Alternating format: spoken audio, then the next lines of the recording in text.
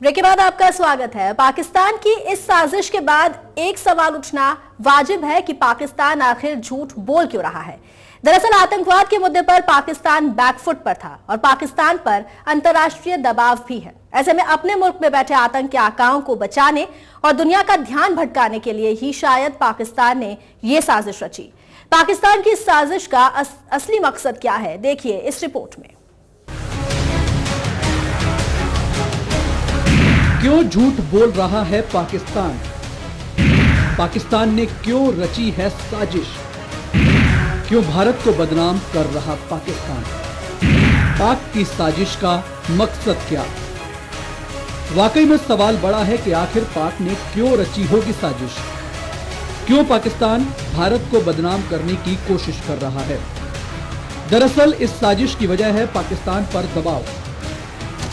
अपनी जमीन पर आतंकी नेटवर्क को संरक्षण दे रहे पाकिस्तान पर अंतर्राष्ट्रीय दबाव था। भारत ने भी अंतर्राष्ट्रीय मंच पर पाकिस्तान में फल फूल रहे आतंकवाद का मुद्दा जोर शोर से उठाया है। इसके बाद से पाकिस्तान पर था भारी दबाव और इसी अंतर्राष्ट्रीय दबाव की वजह से पाक ने रची नापाक साजिश।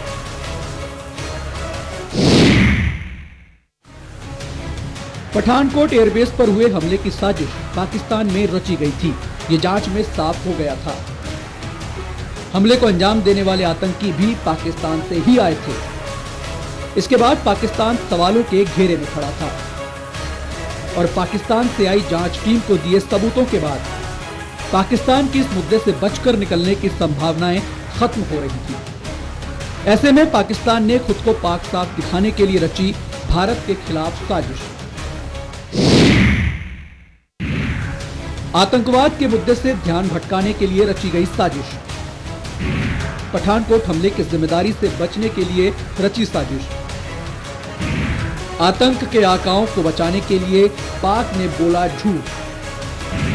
झूठे जासूसी कांड से खुद को पीड़ित बताने की कोशिश। अंतर्राष्ट्रीय मंच पर भारत को बदनाम करने के लिए रची साजिश। पाकिस्तान ने आतंकवाद के मुद्दे को लेकर हमेशा ही दुनिया को गुमराह किया है। पाकिस्तान ने हमेशा ही अपने झूठ के दम पर खुद को ही पीड़ित बताने की कोशिश की है और भारतीय जासूस को पकड़ने का पाकिस्तान का ये झूठ भी इसी कोशिश का हिस्सा नजर आता है।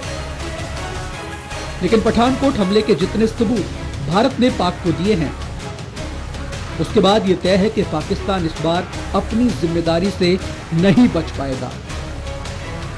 Bureau report, MH1 news. वैसे जो पाकिस्तान आतंकियों को शह देने के लिए दुनिया भर में बदनाम हो, वो पाकिस्तान भारत पर ऐसे आरोप लगाए, ऐसा वाकई हास्यास्पद लगता है। लेकिन सच यही है कि पाकिस्तान ने पठानकोट के गुनहगारों पर कार्रवाई से बचने के लिए ही ये पूरी कहानी रची है। लेकिन पाकिस्तान की झूठी कहानी भारत पाक के रिश्तों में एक बार फिर कड़वाहट भर सकती है।